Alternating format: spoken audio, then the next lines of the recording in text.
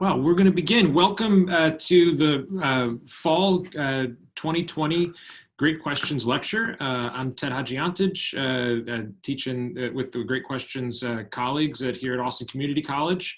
And it is my absolute pleasure to welcome this morning here virtually through Zoom, Dr. Padilla Peralta, from Princeton University. Danell is a Dominican by birth and a New Yorker by upbringing. He graduated summa cum laude from Princeton University in 2006 with a degree in classics and a certificate in the School of Public and International Affairs. He was awarded the Daniel M. Sachs Class of 1960 Graduating Scholarship to read for the MPhil in Greek and Roman history at Oxford, and he earned a PhD in classics from Stanford in 2014.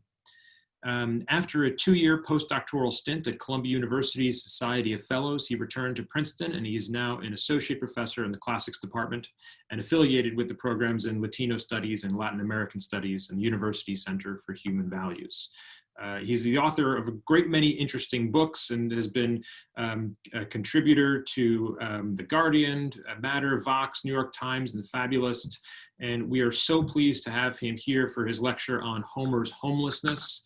The structure of our morning will be to hear Dr. Peralta Padilla's discussion, to talk, and then we'll have time for a question and answer period, where if you do have a question, after the talk is finished, you can type it in the chat and I'll relay that to Danell. And if you'd like to ask it in real time, you can raise your hand and we will unmute your mic. We ask you that you please keep your mics and videos muted throughout the discussion unless you're actively asking a question during the question and answer period. And with that, I am delighted to welcome our speaker, Danell. Thank you so much for joining us this morning, and we look forward to hearing what you have to teach us about Homer. Thank you so much for the generosity of the introduction, and to all of you for being here this morning. The only regret I have is that I can't join you physically in Austin, since there would be much good eats, I am sure, and excellent company and conversation as well. What I'll do today is talk you through how we could read Homer and texts inspired by and engaging with Homer as offering us clarity on housing precarity and homelessness. And the talk that I'll present is one that emerges from and is mediated through my own experiences of housing precarity and homelessness, and my autobiographical itinerary as someone who has had to think about homelessness. So I'll say a little bit more about that in the talk itself, and then in the Q&A, we can reflect collectively on that. But what I'll do first is just share some slides. I'll be working my way through a series of passages, and so I thought it might be best to share slides with you. And what I'm going to do today is start with 3 quotations. They're taken from works that meditate on the legacies of Homer and the Homeric epics in very different but very complementary ways. The first quotation you see on this slide is taken from the True History of the writer Lucian of Samosata. So Lucian was a Greek-speaking Syrian who lived in the 2nd century CE. And he's an incredibly prolific writer, one of the starring intellectual figures of what's known in Roman and Greek cultural studies as the second sophistic. And he's responsible for this narrative, the True History, that is a spoof on how histories are written, because it, among other things, involves a journey to the afterlife, or to the place where many of the deceased greats spend the rest of their days after dying. And one of the deceased greats that the narrator of this text encounters is the poet Homer. And so I'll read the passage that summarizes that encounter. Before many days had passed, I accosted the poet Homer when we were both disengaged and asked him, among other things, where he was from. It was still a burning question with us, I explained. He said he was aware that some thought he was from Chios, others from Smyrna, and many from Colophon. The fact was, he was a Babylonian, generally known among them not as Homer, but as Tigranes. But when later in life he was handed over as a hostage to the Greeks, that name clung to him, end quote. The value of this passage and of this text more generally is how it clarifies one of the burning preoccupations for contemporaries of Lucian, and in fact for communities in the Mediterranean and the Eastern Mediterranean in particular, for many generations prior to Lucian. Where was this famous poet Homer originally from? What was his home? What was his homeland? What was his home country? And there were different communities that were competing over the right to lay claim to Homer as one of theirs. But what stands out in Lucian's representation of this fictional encounter and in his emphasis on Homer's history as a hostage is that Homer's identity and Homer's background is intimately embedded in the circuits of hostage taking and enslavement that deprived many communities and many people of their homes in the ancient Mediterranean, and that, according to the narrator of Lucian's text, also affected Homer's life. The second text is taken from the vast poetic corpus of the late Derek Walcott, and it's from a poem that was published as part of the 1969 collection, The Gulf. The poem is entitled Homecoming on Syllabrae. You wanted no career but this sheer light, this clear, infinite, boring, paradisal sea, but hoped it would mean something to declare today, I am your poet, yours, all this you knew, but never guessed you'd come to know there are homecomings without home. This poet and this poem, which is a meditation on Homer's meaningfulness and forms part of a longer running commitment to understanding Homer's meaningfulness for the 20th and 21st century, especially in the Afro-Caribbean context from which Walcott originated and to which he repeatedly returned in his own writing, has as its value for me thinking about homelessness and the paradoxes of homelessness in this contemporary 21st century moment, the prospect and the reality that, as the last line states quite directly, there are homecomings without home. This is a theme that's taken up in Homer's Odyssey, and we can talk more in the Q&A about how that theme is woven through the fabric of Odysseus's navigation of his journey back to Ithaca.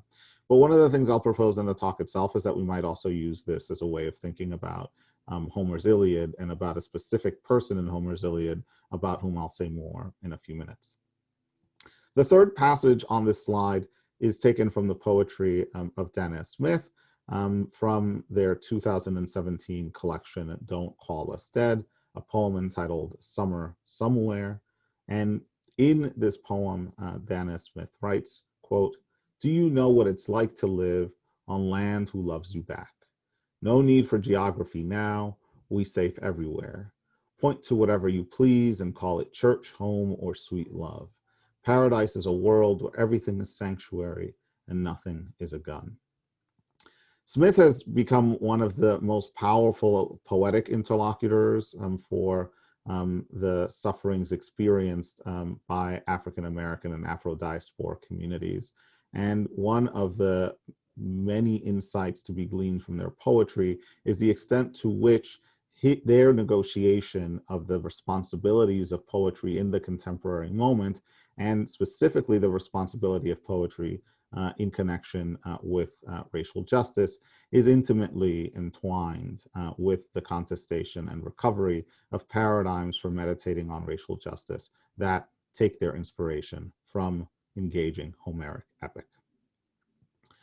In the spirit of Walcott and Smith, both writing in Afro-diasporic wakes, I root myself in the Caribbean from which I and my family hail, and I'll take my bearings from a young woman's story. It's a story that begins in a portside town on the northern coast of the Dominican Republic, where this young woman grew up 5 minutes away from the Atlantic Ocean. Hers was a very curious post-colonial childhood, and it was spent in the company of 4 other sisters as her country fractured politically after the assassination of its longtime dictator in 1961. Fortunately for them, they had been too young to draw the attention of the dictator or his henchmen, but their childhoods were surrounded on all sides by the anxiety of subordination and subjection to heteropatriarchal violence. Their father, who had married their mother when she was a teenager, had briefly disappeared across the waters to Cuba, but returned once the dictator was gone for good. National politics hummed in the background of the family's day-to-day routines, not nearly as loudly, though, as anxieties over food and money. The daughters went to school, but they worked too from an early age and for long hours. With improvements to the national educational system in the late 1960s and 1970s, and at the behest and encouragement of a president who fantasized openly and extravagantly about turning Dominicans into students of the ancient Greeks, it became possible for these sisters not only to dream about, but to pursue education, university education, in the country's capital, Santo Domingo. The young woman at the center of my story was the middle child, and as middle children usually are, she was curiously positioned. She was overlooked by her mother, except when her mother found something objectionable in what she said or did and beat her, shouting "negra fea" at the top of her lungs. She was the darkest of her sisters, a source of anger for a mother who idolized fair skin and straight long hair, and the mancha of her blackness was compounded by a childhood incident that, much like her mother's anger, always shadowed her memories. As a toddler, she had fallen into a cesspit in the back of her house, almost drowned, and come down with a life-threatening infection that was contracted from the waist after being rescued. In her mother's eyes, she was not only negra fea, but negra de mierda. And yet, at the same time that she was being hounded by her mother, she was sheltered and fiercely protected by her father, who, to diffuse family tensions, regularly took her out to his games of baseball with friends. In her future glittered the shiny prospect of college education on the other side of the country from her portside town and far from her mother. Her first 2 sisters led the way, graduating high school and shortly afterwards beginning their studies at the Universidad Autónoma. But then in the eyes of her Catholic mother, a misfortune occurred. The second eldest daughter conceived out of wedlock. Upon receipt of the news, her parents declared that the third daughter would not go to college. Better for her to stay home and keep working than go on an overland trip to get knocked up. Protests and tears were to no avail. The middle daughter steamed in frustration and anger, and then she hatched a plan. One day, she ran away. She hitched a ride cross-country to Santo Domingo, knowing only the name and address of a family friend, a woman whom she thought might be sympathetic and not send her right back to her portside town. Arriving in the capital, she wandered on the streets until, a few days later, she connected with the family friend and was offered a place to stay and some provisional employment, babysitting. Only after she was settled, only after she had a place of her own, a small room in a small house, did she send word to her parents that she was fine. Soon things began to look up. She enrolled in classes at the Universidad Autónoma and began traveling down the road to middle-class security. Everything seemed to line up perfectly. Her studies, her job prospects, and even the joys of family after she met a man over 2 decades her senior. Could she have anticipated that homelessness, far from being a fleeting episode from her late teenage years, would return with blunt force when she was caring for her 2 children in another country 15 years later? Perhaps yes, perhaps no, but for that biographical arc, you're going to have to read my memoir because the person I'm talking about is my mom. I opened with the story of a woman in flight as a counterpoint to narratives that traditionally celebrate and extol and plot the journeys of men in flight. In thinking about and teaching histories of migration and citizenship, especially during the past few years, I've tried to bring into the fold ancient texts that, in working out theories of civic belonging and civic estrangement, also give voice to the interarticulation of gender and family in imaginaries of mobility. I want to look now at 2 texts both of which center the experience of migrants who, in departing from their homes, endure periods of homelessness. The second text is a Homeric one, but the first evolves within a historical and geographical context that, while operating in tandem with the historical and cultural moments that form Homeric epic, isn't usually read alongside Homer. And this is the early Iron Age Palestine and Levant that's responsible for the Hebrew Bible's Book of Ruth. To recap Ruth's story very briefly, this is a story that is set in the days of the Judges, well before the unification of Israel, but that is in all likelihood redacted into its literary form some centuries later, in the post-exilic period. An Israelite by the name of Elimelech immigrates from Bethlehem in Judah to the country of Moab with his wife Naomi and their 2 sons. Not long after, Elimelech dies and his sons marry 2 Moabite women, Orpah and Ruth. 10 years later, after the 2 sons die, Naomi is left both widowed and childless and decides at that point to return to her home country. The sentence she had heard in the country of Moab that the Lord had visited his people and given them food, end quote, suggests that poverty was a factor in Naomi's decision to return.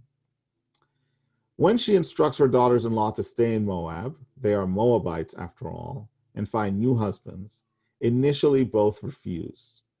After Naomi pleads with them again, Orpah elects to stay in Moab, but Ruth puts her foot down with the following words, and here I'll quote the Oxford Annotated Revised Version that's on your slide. But Ruth said, "Entreat me not to leave you or to return from following you. For where you go, I will go, and where you lodge, I will lodge. Your people shall be my people, and your God, my God. Where you die, I will die, and there I will be buried." On their arrival in Bethlehem at the time of the harvest, Naomi and Ruth have to put food on the table, and Ruth secures from Naomi permission to glean some grain from the field of Naomi's relative, Boaz. Not only does Ruth succeed in putting food on the table for herself and her mother-in-law, Boaz is attracted to her and eventually marries her. She bears a son who is nursed by Naomi, and it is this son, the child of an immigrant from Moab, who perpetuates the lineage that culminates in his grandson, David. The political philosopher Bonnie Honig has shown in an exquisite chapter of her 2001 book, Democracy and the Foreigner, that Ruth's text has a great deal to offer those of us who are interested in migration and civic belonging, and has a lot to offer those of us who are thinking about how flight from home remains important to imaginaries of civic communities. With Bonnie Honig, as well as the biblical scholar Gail Yee as my guides, let me offer briefly some pathways for approaching Ruth, beginning with the drama of selection that's enacted in the text, Ruth's decision to follow Naomi back to the Israelites and to leave her own people, the Moabites, behind, enduring homelessness and destitution in the process. We might see in her choice of this ordeal a declaration of virtue, as the text frames it. Her virtue in casting aside the gods of her home country to seek out the God of Israel, even if such a choice exposes her to the perils of wandering as a foreigner in a strange new land. Israel's virtue as the kind of community and people who can be coveted and desired by a foreigner, and whose embrace of a specifically religious practice that's encoded as virtuous makes them attractive enough for a foreigner to uproot and transplant herself. We might also see in her choice a commitment to pleasure and a commitment to love. For where you go, I will go, and where you lodge, I will lodge, where you die, I will die. We can understand as a profession of woman-woman alliance, solidarity, and even desire. The voicing of this desire in a political community that's governed by male power and male desire is a question that gives rise to tensions in the text and in the other texts of the Hebrew Bible. We might finally read her choice through the lens of immigrant pragmatics. With the statement, your people will be my people and your God shall be my God, Ruth may, and here I'll quote Bonnie Honig directly, quote, simply be reassuring Naomi, as so many immigrants have reassured their hosts and sponsors before and since, that she will be no trouble, end quote. But it's important not to lose sight of the stakes of Naomi and Ruth's respective decisions and the degree to which those stakes are ultimately about and concerned with and rooted in the confrontation with precarity and with homelessness. After the death of her husband and sons, Naomi returns to a homeland that may not necessarily welcome her, may not afford her a home to return to. And she doesn't have the guarantee of housing. And Ruth herself, in electing to follow Naomi, is exposing herself to housing precarity, one vulnerable person tagging along with another, a jointly shared precarity, but a precarity all the same. Here I have found that my reading of Ruth the Moabite, Ruth the migrant, Ruth the farm worker who sleeps on the threshing floor after a day's work of gleaning, receives a meaningful boost when it takes into account the representation of migration as a quest for new homes and as a quest for asylum that streaks through another work of literature whose origins, as I mentioned earlier, are traceable to the same historical period in which the book of Ruth is being composed and circulated. And that work is Homer's Iliad. And for our next reading, I will turn to Iliad, book 9. At this point in the poem, the devastating consequences of Achilles' continued withdrawal from the fighting following his quarrel with Agamemnon have become clear. The Greeks are being slaughtered right and left, and the Trojans and their allies are coming ever so closer to incinerating the Greek ships, wiping out their beach encampment, and ultimately removing the day of homecoming from the Greeks. Yielding to necessity and to the belated recognition of his own catastrophic short-sightedness, Agamemnon finally sends an embassy of Greeks to Achilles with the hope of persuading him to give up his anger and re-enter the fight. The fates and lives of his fellow Greeks hang in the balance. But Achilles, who's unmoved by the embassy's entreaties and is indifferent to the gifts with which Agamemnon seeks to entice him back into the Greek fold, declares his intention to return home.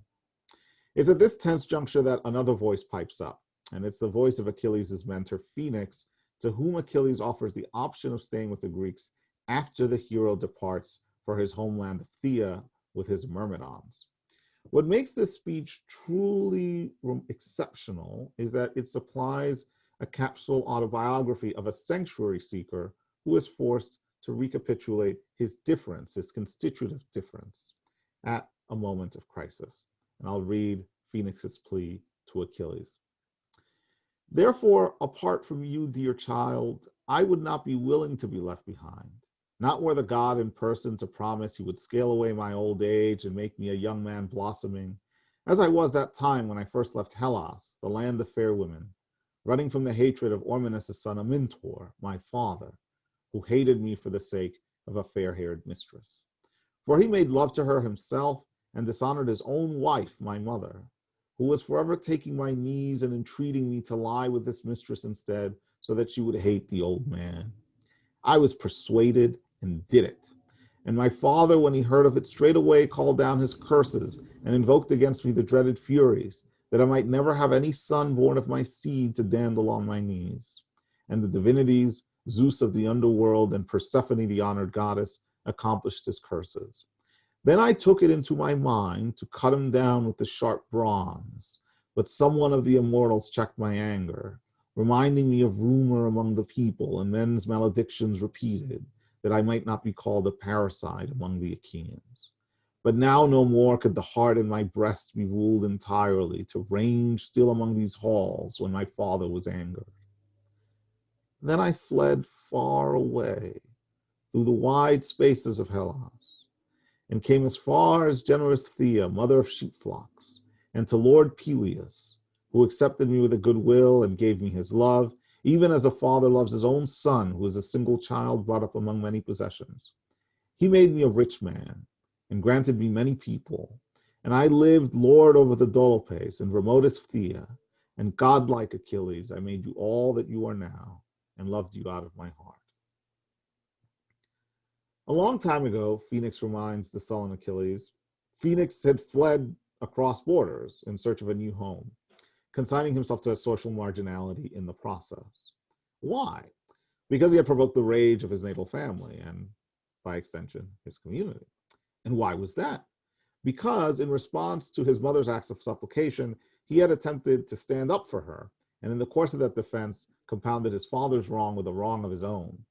And the result of that was that he was lacerated to the point of verbalized castration by his father's curses and goaded into almost killing his father out of anger. What had held him back? A divine force reminding him of what would happen if he had been forced to live life as a parasite. Nonetheless, his mind turbulent with emotions, Phoenix couldn't stay home any longer, and off he goes, far away through the wide spaces of Hellas, until he arrives at the home of Achilles' father Peleus, who receives this now deracinated and familyless man with goodwill, and, more importantly, loves him as a father loves his son. Peleus loves him so much that Phoenix, who's deprived by his father's curses of the opportunity to rear his own children, but welcomed unconditionally into the community of Thea, found it within himself to be a second father to Peleus' son, to invest himself fully in the child's upbringing, to make him into the battlefield prodigy that he eventually became. The intended takeaway from this autobiographical self-disclosure, and here I'm going to flash ahead to the conclusion of the speech, which isn't included on the slide, is for Achilles to set aside his anger and reconcile himself to Agamemnon before it's too late. This lesson about the need for transcending one's anger for the sake of the community's well-being is imparted by a sanctuary seeker who had experienced a period of transient housing turned mentor, a former vagrant with a shady past, as the text itself seems to affirm. Phoenix claims not to have killed his father, but we only have his word for it. And in any event, one of the most distinguished ancient interpreters of Homer was so horrified at the possibility that Achilles might have received advice from an almost parricide that he proposed to cut the lines in which Phoenix admits to his murderous designs against his father from the epic. But despite his past of wrath, Phoenix is given a second chance, and he makes full use of it to be the father to Achilles that his father had not been to him. But now, to discharge his obligations as a father, and to instruct Achilles in the limits and complications of wrath, Phoenix has to plumb the depths of that past, the past that remains with him even after his successful incorporation into the community of Thea and the household of Peleus. According to one modern commentator on this episode, quote, "The point of this autobiography is to show Phoenix as having no other love but that for Achilles," end quote. But arguably the more trenchant point is that this love, and with it all the capabilities that infuse Achilles' life with its distinctive forms of excellence, is the gift of a temporarily homeless migrant who had fled his home country under dubious circumstances, but who then lucks out with the one host and the one host community whose willingness to receive him in goodwill unlocked Phoenix's special capabilities to be the father and the mentor that he had never had. And this capability, once tapped, is realized to such a high degree that Phoenix becomes receptive to the idea of leaving that new home behind to accompany his specially gifted ward on another journey across borders and spaces, this time to Troy. Phoenix, like Achilles, will not have his day of homecoming. He will not return to Thea and live out the remainder of his days on Earth in his adoptive home. The greater epic cycle has him dying abroad too, just like his protege. How many communities had rejected Phoenix before he arrived at Peleus' house? We can take this moment in Homer as an invitation to reflect on the good that comes out of not merely providing sanctuary to the foreigner, but entrusting him or her with the secondary responsibilities that flow from full acceptance in the community. Of course, matters aren't so straightforward, they never are in reading texts like these. There is, for starters, Phoenix's admission to having done something wrong and his further confession that he was prepared to do something still more wrong. While Phoenix's autobiography isn't styled as a confessional report, the transparency of this self-disclosure as a potential or actual criminal has some connections with the sanctuary, with the coupling of sanctuary to the confession of crime in ancient and medieval and early modern European and Euro-American contexts.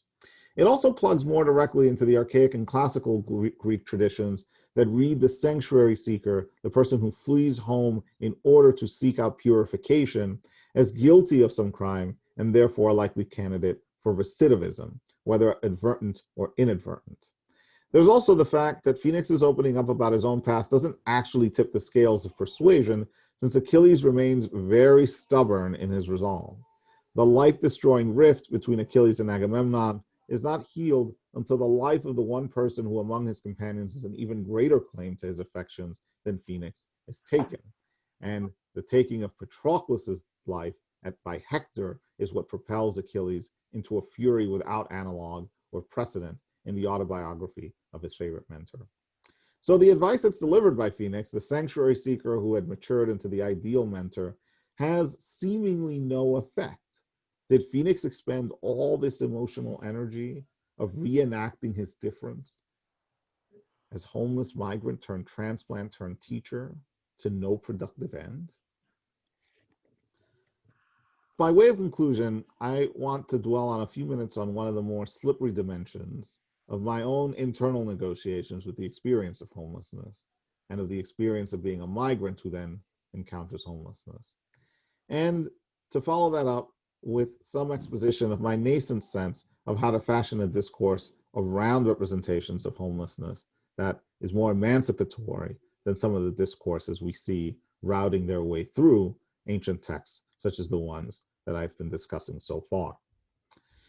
The prompt to my reflection here comes from a sentence at the conclusion of Matthew Desmond's superb sociological study, Evicted, which is now a fixture in discussions of homelessness, and deservedly so.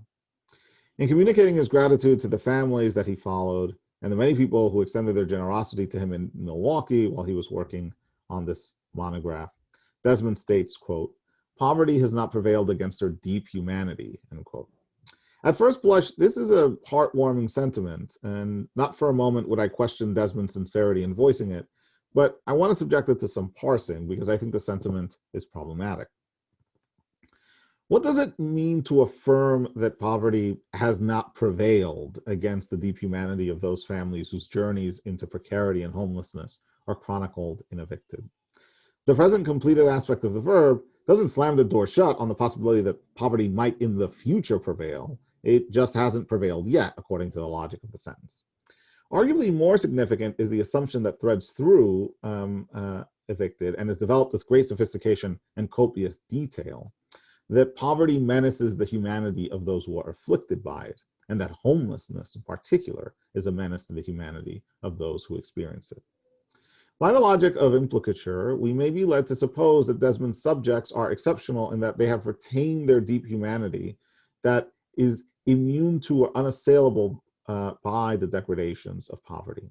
The architecture of Desmond's sentence structures a play and contrast between that deep, because inherent and internalized humanity on the one hand, and the external realities of poverty on the other.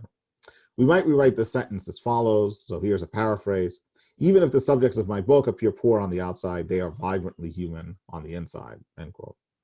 But why does this sentiment need to be voiced? Why did its holder feel the need to give it expression? As reassurance for himself, his subjects, his readers? I elaborate these questions as interpretive possibilities not out of small-minded fussiness, but because of the conviction that this is the language that reifies a certain form of domination. What grates me is the encoded characterization of poverty as working from the outside to infiltrate that inner humanized core, and the perspectival perversity of passing judgment on the evicted by complimenting them for retaining their humanity in the face of degradation. It is small comfort to be told that one has remained human after one has been kicked out of their home.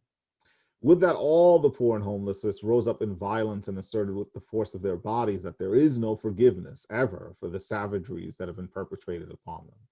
But I digress.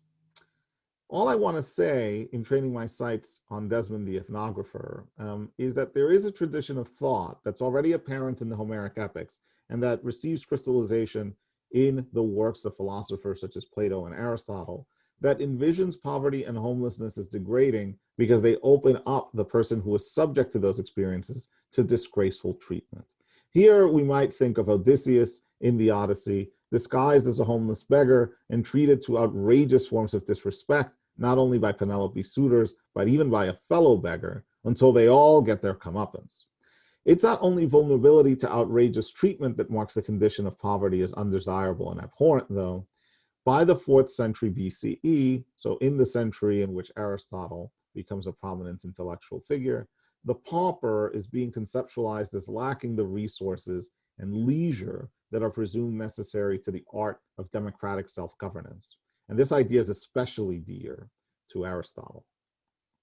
I use these ancient Greek references not as linchpins for the articulation of a straightforward and direct genealogy that roots the theme of poverty's dehumanization as yet another Greek legacy to the West, but as signifiers for the deep and enduring negative inflection of destitution in the literary worlds that have structured my and will structure your relationships to the representation of poverty.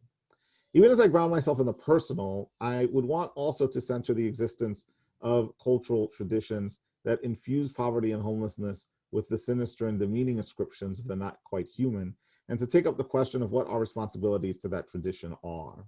If the expressions of seemingly benign but intentionally indifferent pity that furrow the face at the sight of the homeless are rooted at least partly in habits of mind and discipline that enshrine having a place of one's own as a marker of humanity, then it would be worthwhile to query those habits and, where possible, to chase after some textual supports for newer political and social discourses that collapse this artificial barrier between poverty and humanity. This is an operation that's going to be tricky and involves risk, because by no means would I want to lose sight of the horrifically quotidian debasements that figure in homelessness and that figured in my homelessness as a kid. But the task as I see it is to press ahead with a determination to decouple the habitation of a home from the norms of what constitutes humanity. Sometimes, as I tried to show with the opening story of my mother's escape to college, home has to be fled. Home has to be fled because it's dangerous, if not deadly. Underpinning my frustration with the positive valuation of homefulness is the perception that such a valuation forecloses the possibility of a self-empowerment that is anchored in precarity. With this call for rescripting homelessness, I don't mean to endorse or give sanction to the pat bootstrapping that's been championed by those who preach the gospel of individual self-reliance and pluck. Those bootstrapping narratives, while celebrating the lucky few who escape homelessness as success stories, regularly turn a blind eye to the structural factors that frequently act to obstruct or deny that escape to many others. Desmond is excellent on the bureaucratic insidiousness of that obstruction. More resonant for me is a model of literate social justice that simultaneously centers the urgency to lift these structural impediments out of the way, and that forges a vision of human self-worth that isn't tethered to having a home. Think, Dennis Smith writes in Every Day is a Funeral and a Miracle. A white girl was kidnapped, and that's the Trojan War. Later, up the block, Troy got shot, and that was Tuesday. Are we not worthy of a city of ash, of 1,000 ships launched because we are missed? I demand a war to bring the dead child back. I at least demand a song ahead. Thank you very much, and it's time for questions.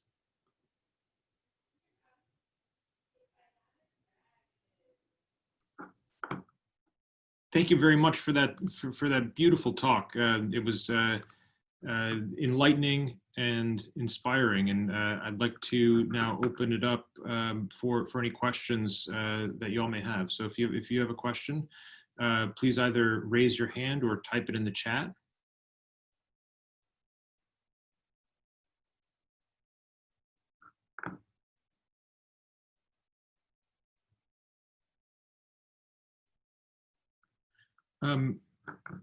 Well, maybe I'll start off with a question for you. You mentioned towards the end that you believed it was time for a literate social justice. I was wondering if you can expand upon that. What do you mean by literate social justice? I mean specifically a type of social justice that is concerned with confronting how structural inequality and systemic oppression receive their foundation and vindication in texts, many of which are taught in schools and at all levels of education. And in order to counteract the discourses that are rooted in those texts, seeks to mobilize literary discourses that are more emancipatory, right? Some of this work will need to shoulder multiple commitments at once. So there is first of all, a need to insistently revisit and where possible, question the mobilization of canons, right? So when we talk about the importance of centering great texts and the great questions that they provoke, one of the questions that we should be asking ourselves is, why do we choose these texts? What kinds of authority are inhering in the decision to select these texts, and how do we read these texts in the service of those commitments to social justice, to human flourishing that we want to center and foreground.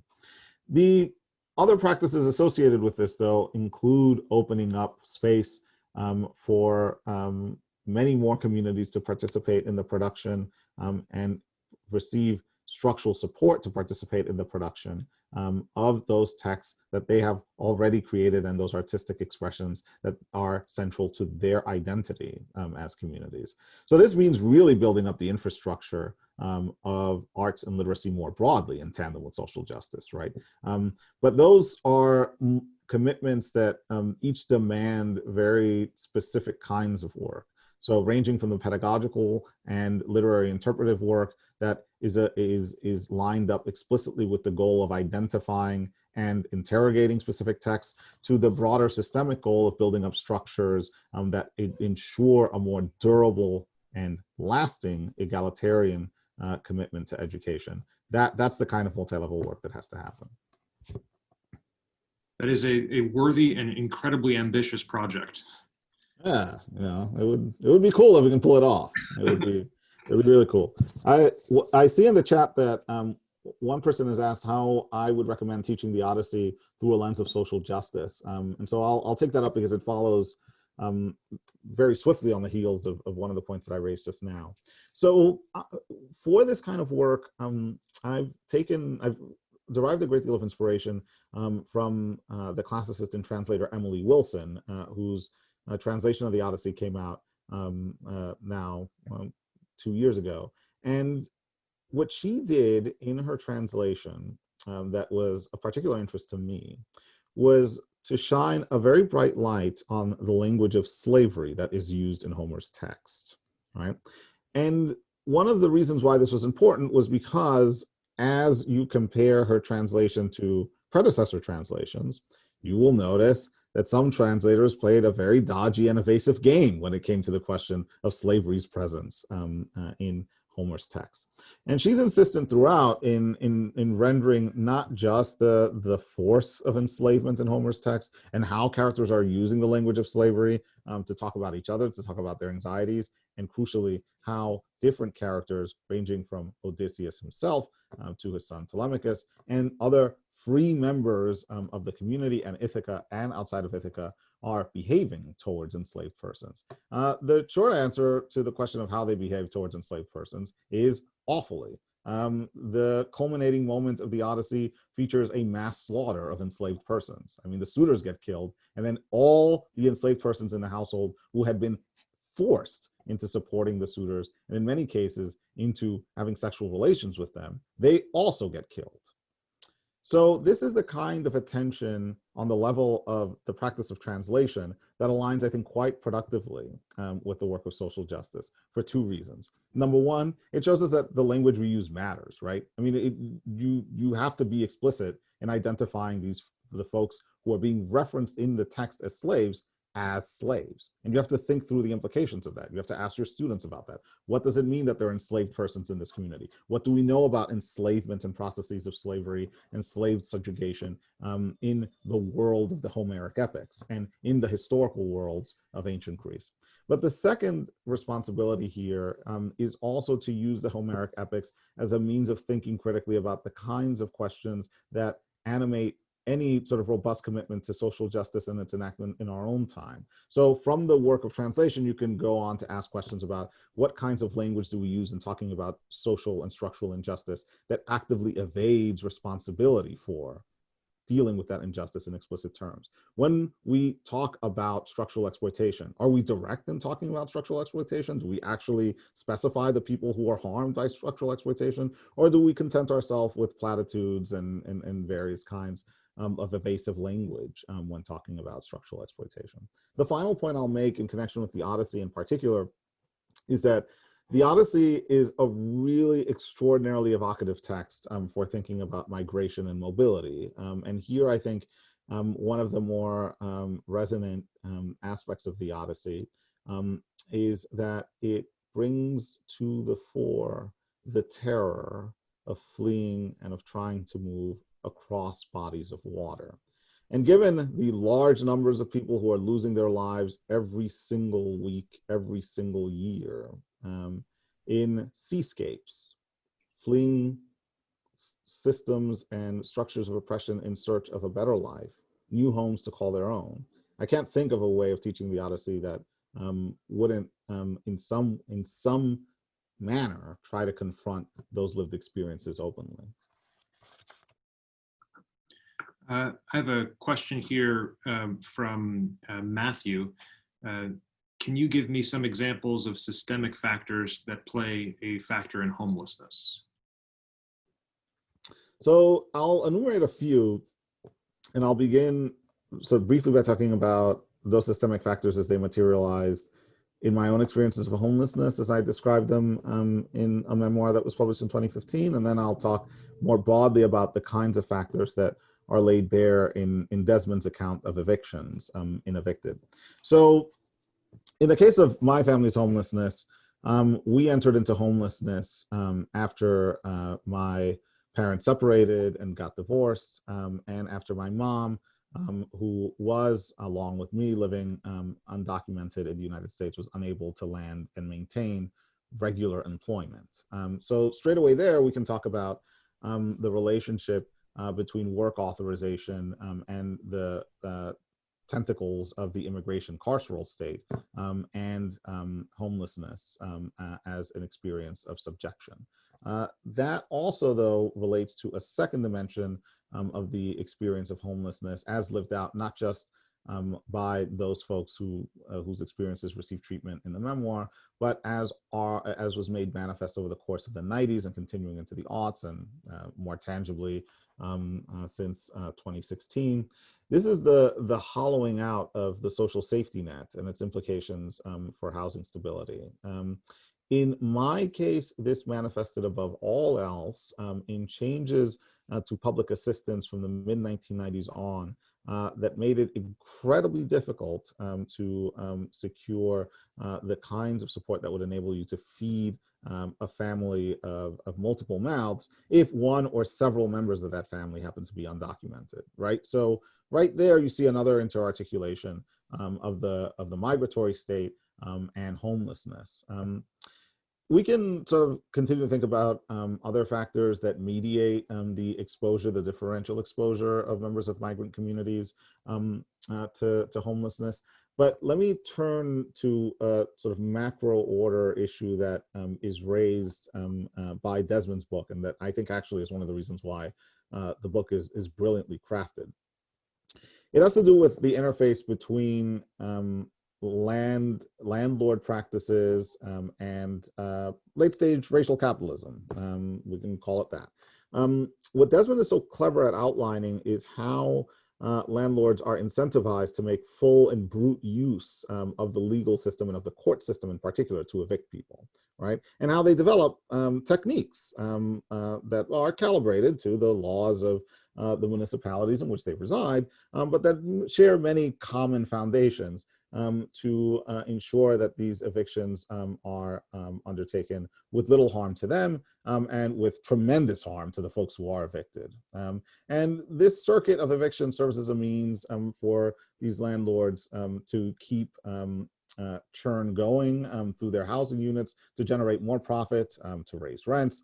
In certain contexts, such as those in the Northeast, where there were long-standing regulations providing a modicum of housing security thanks to, say, rent stabilization.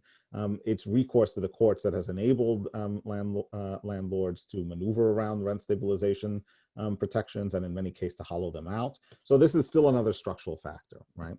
In teaching ancient texts against contemporary realities, one of the questions that you inevitably confront, as I confront in my teaching, is how to toggle between the kind of literary interpretation that I attempted to advance in the talk, and the kinds of policy details that would be important for contemporary students of structural inequality, and that are vitally important for them to have a secure grip on if they are to intervene productively in these debates. And so I think that that kind of toggle is one that one has to become sort of more versatile in. I mean, what that means in practical terms is that humanists have to be, not that they aren't already, humanists have to become even better versed at talking about policy, and in talking about the very nuts and bolts machinery of how structural exploitation works, in order to give the readings that animate these kinds of interventions into ancient texts, not just more plausibility and more purchase, but more in the way of payoffs for the kinds of social justice work that would be sort of meaningfully in line with a progressive vision of humanistic education. That's very, that's very, very helpful. I wonder if you could continue with that line and perhaps provide an example of your own teaching in the classroom in which you used an interpretation of an ancient text in a way which highlighted structural inequity and exploitation for students in a way that would have made that discovery and disclosure for them perhaps more powerful had they not seen it just within the context of a sociology class, for example. Like, I wonder if you could sort of provide an anecdote along those lines. Mm-hmm. Lately, I've been thinking a lot with one article that I really love, and it's one that's guided my readings of the book of Ruth, and I referred to its author very briefly, Gail Yee. So in 2009, Gail Yee, who's a biblical studies scholar, came out with a reading of the book of Ruth that, from the very first sentence, as Yee herself states, is a reading of Ruth through her subject position as an Asian American woman. And what Yee does in the piece is show that the concerns about migration that are specific to the United States, but also the global North, and in particular this dyadic tension between the model foreigner, the model immigrant and the perpetual foreigner, are ones that, yes, can be mapped onto Ruth, sure, but that can be mapped onto Ruth productively if one really thinks through the details of one's own subject position in relation to these structures of domination. And so Yee began by reflecting on how working on Ruth had catalyzed her own increasing investment in and attention to the history of Asian Americans in the United States, right? And so she said, this is a way for me to find not just a foothold in this text, but to show that this text can actually speak to the multiple and complex ethical and policy demands of the contemporary moment, right? So what are the practical manifestations of this? What she does very elegantly in shaping her reading around these two poles, the model immigrant and the perpetual foreigner, is to show that on the one hand, you have this discursive formulation of the model immigrant as enacted in Ruth and as visible through the lens of the Asian American identity that Yee occupies, in which the model immigrant is presumed to adhere to a set of core practices, assimilationist practices for the most part. But the perpetual foreigner bit comes in the fact that, for one, many of those who are notionally interpolated as Asian American themselves are not, for reasons that Yee specifies and that will be familiar to folks in the audience, folks who are deemed as living up to the standard of the model immigrant. And it turns out that there is this long-standing legal and institutional history of racializing and demarcating the Asian American as the perpetual foreigner, beginning most memorably with the Chinese Exclusion Act, but continuing into immigration policy in the 20th century and continuing into policies that retain the force of law in this contemporary moment, right? So this is the kind of work that involves several different kinds of maneuvers. For one, it involves a scholar who identifies as a member of a field, biblical studies, taking a position, an interpretive position that authorizes her subjectivity as providing a point of entry into the text, right? But then it also requires that you do two different kinds of work, right? So you have to do the work of grounding your interpretation in some of the policy nuances and awareness that I had mentioned earlier would be important to any kind of critical reading along these lines. And you also have to perform the kind of literary criticism that enables you to make that policy speak to the text and make the text speak to that policy, right? So what I love about Yee's piece is that it really does go into the details of Ruth. I mean, it's really attentive to the lexicon and the terminology of the foreigner as refracted in Ruth's text. It doesn't simply state, this is my subject position is authorizing me to read this text as an Asian American woman, right? Because that in and of itself is a powerful gesture. But what Ye also asks for readers to participate in is the project of isolating within that text a specific bundle of tools ranging from terminology to discursive representation to the images to the actual aesthetic forms of the text itself that can then serve as a bridge to thinking about policy. Because, and this is the takeaway point from exercises such as these, we don't live in worlds of policy alone. Our lives are continuously mediated by aesthetic forms, and literary texts are an extremely powerful device for aesthetic experience. So why not then think about how aesthetic forms, bridging across the gap between policy and literary representation, afford us some kind of purchase on the demands of the present? That's the kind of interpretation I think is valuable to enact, not just in written form as he does, but in the classroom as well. That was very helpful. Let's see, we've got several questions in the chat here. One question relates to Ralph Ellison's Harlem is Nowhere, 1947 essay about the uprootedness of Blacks coming from the South. A questioner, a page, I would like to know if this is if this work is a model in your view. That's the question. It is a model, and I find Ellison really helpful to think with. Although I tend to spend more time with Invisible Man and with some of his other writings, but mainly Invisible Man for one specific reason. The foreword to Invisible Man has what, for my money, is one of the most evocative attempts to clarify the relationship between reading a work of fiction and being a democratic citizen that you encounter in Anglo-American literature in a 20th century context. That statement and that formulation blends together several different threads that had already been apparent in some of Ellison's earlier work, but that give it that pack a pretty mighty punch when read in the context of Invisible Man itself. So in the foreword, Ellison commits himself to the idea that the project of realizing authentic fictional selves and of giving them a space and a literary economy within which to breathe is akin to the democratic project of granting people the sovereignty of respect, of respecting people as autonomous, as independent, as exercising a capability for freedom.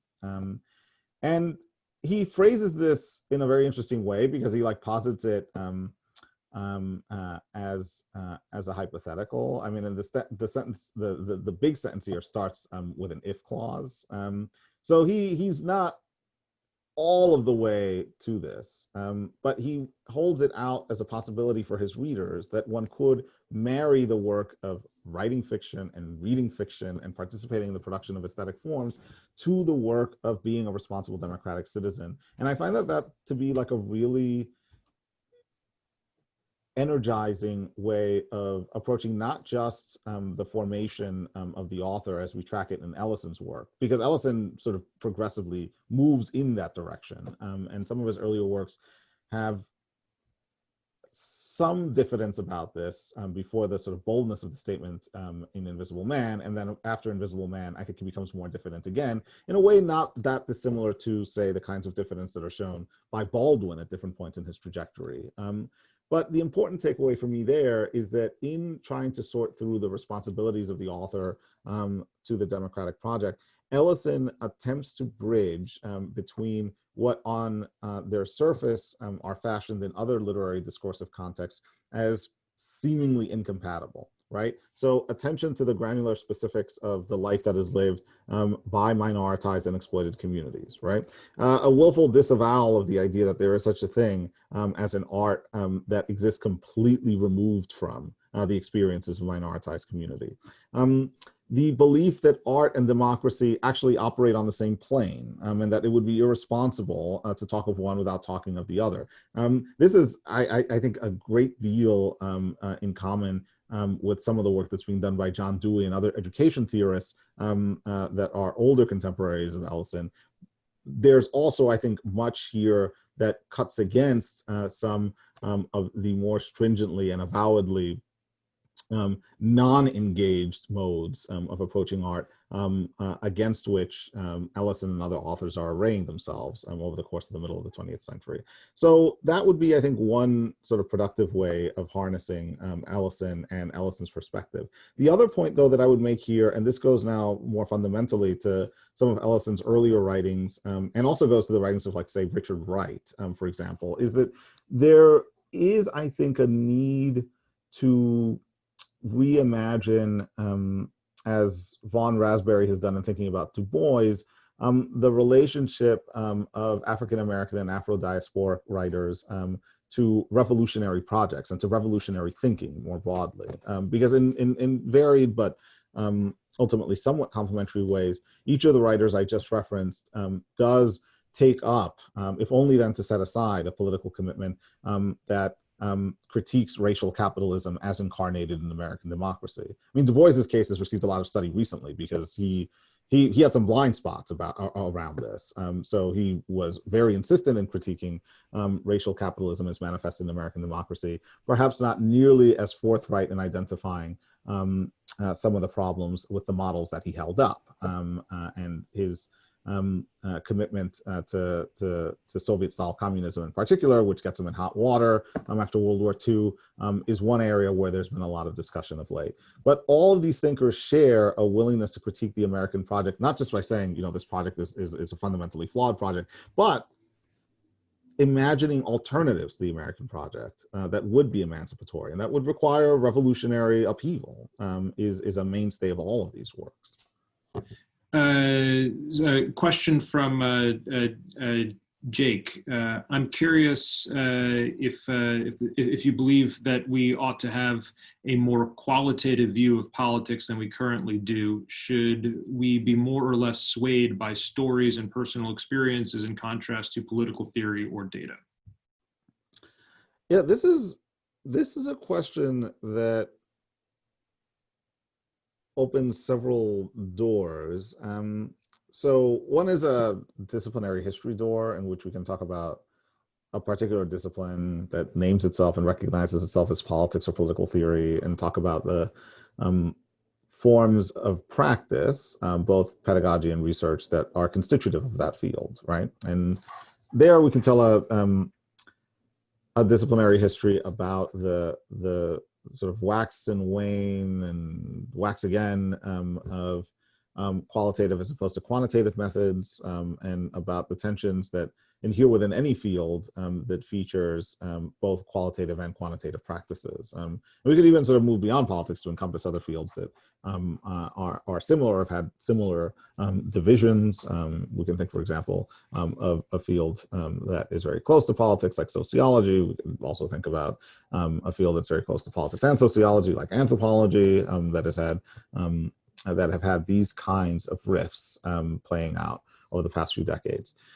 So that would be appealing to think in disciplinary terms, but I'll also take the question as an invitation to reflect more broadly on how the configuration of political discourse can and should work. So here I find myself repeatedly revisiting a work that I first encountered in high school and that has remained with me ever since. This is Richard Hofstadter's work on anti-intellectualism in American life. And I mean, Hofstadter's assessment, as some of you will know, is not exactly charitable, and at points it's rather bleak. But there, the question that's put on the table, and that has excited a great deal of debate ever since, is whether there are modes of political discourse that can be robustly and unabashedly intellectual, right? I mean, some of this has like fairly sort of practical manifestations? What do we make of the politician who talks about the books they read all the time? What did you find Obama's book list charming, or do you find this to be like off-putting? Do you think that a politician centering his preferred books is a way of connecting with you, or do you think that this is just some sort of elitist libtard stuff, this valuation of the academy and of book reading and stuff like this over and above the work of like more authentic connection, right? I mean, like, these are the kinds of questions that begin to sort of proliferate when you are presented with particular instantiations of this, right? They also, though, relate more fundamentally to how we see political work mobilizing things like affect, for example. So what makes you more inclined to yield your trust to a politician? Is it that they read books? I mean, do you think, like, do you take books, and particular books, as like metonymic of a certain kind of practice of being a politician in the world that you value? If you see the bookshelves of a politician in the background of some CNN interview, do you rush to assumptions about what that means, right? I mean, like, these are all questions that bear fundamentally on how we understand the workings of political discourse. But to turn for a moment to the distinction between qualitative and quantitative discourses in the political realm, here I would say that part of the problem, and I mean, I'm not going to do the Hofstadter thing of casting sort of generalizing aspersions, but I guess I am going to do this. There is a real problem with numeracy, and statistical numeracy in particular. And some folks have, especially in prominent political circles, have decided like it's more important to focus on storytelling than it is to, like, brandish numbers, because numbers can and do confuse, and many people will look at numbers and be like, wow, that means nothing to me at all.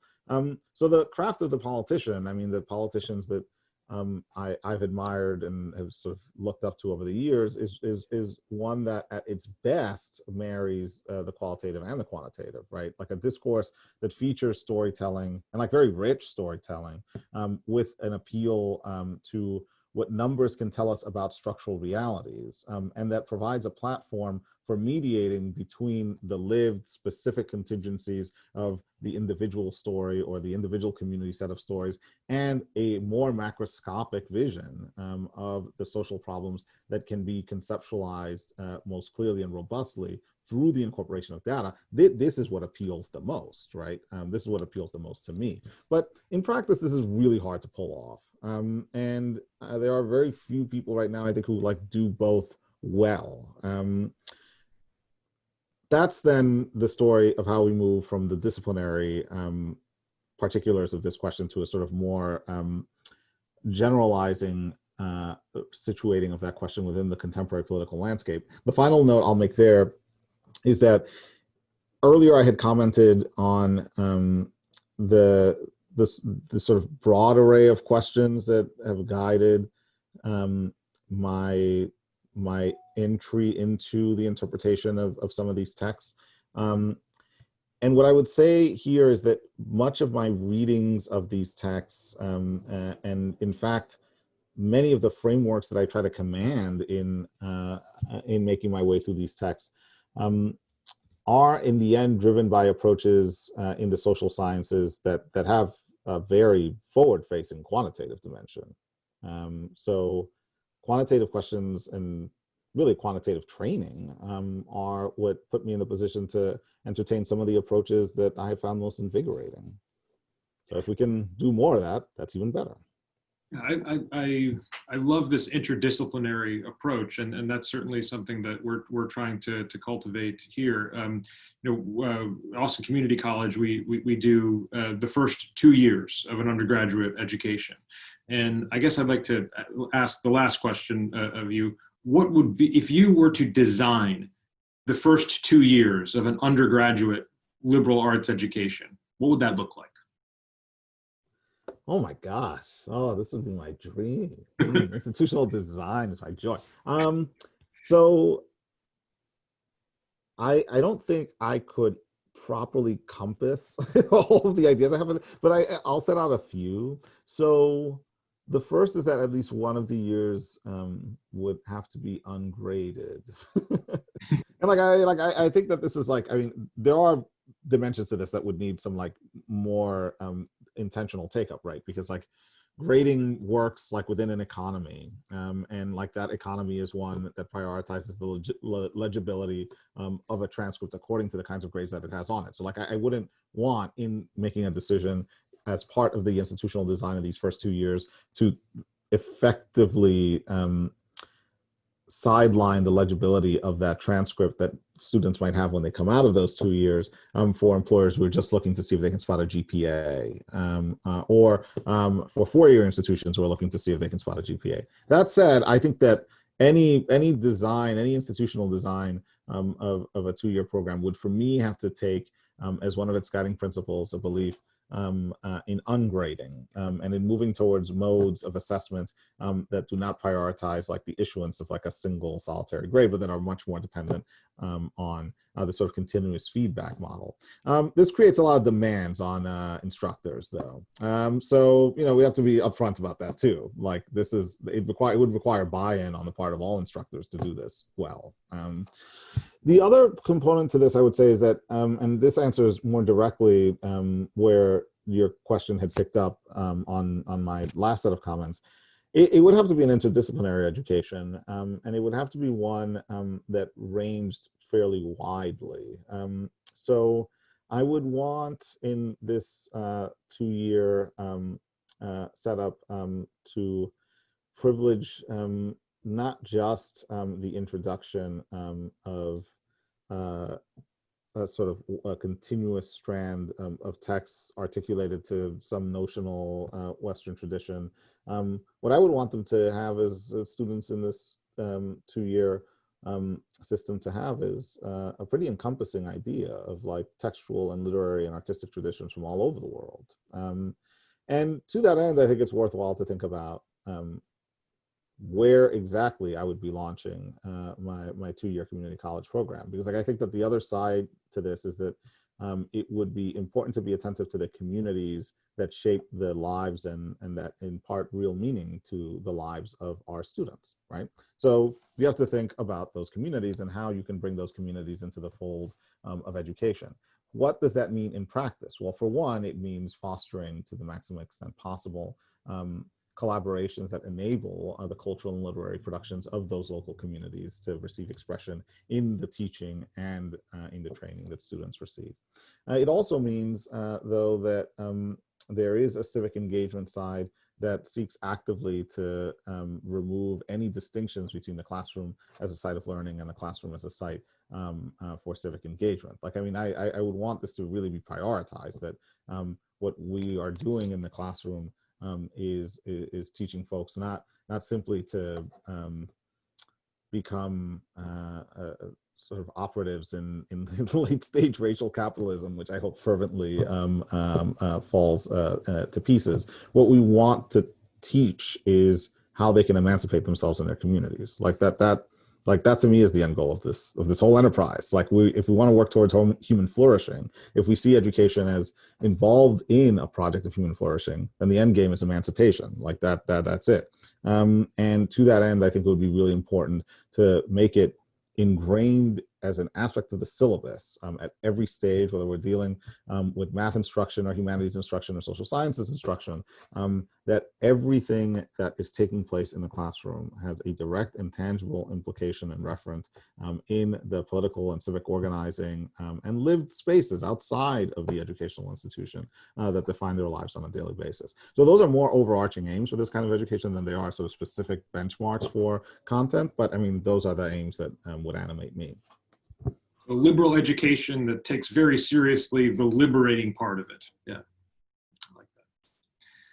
Well, this has been an exceptionally stimulating and enlightening discussion, and we enjoyed your talk so much. Thank you so much for taking the time to taking this time to spend with us. we hope that to engage with you in the future as well. And I'd like to ask any of the students or faculty here on this chat who have additional questions to please send them my way, and I'll be happy to forward them to Dr. Padilla Peralta. And with that, I'll say thank you to all of the participants, and thank you so much for joining us this morning. Thank you, folks. Have a great day. Stay safe and well.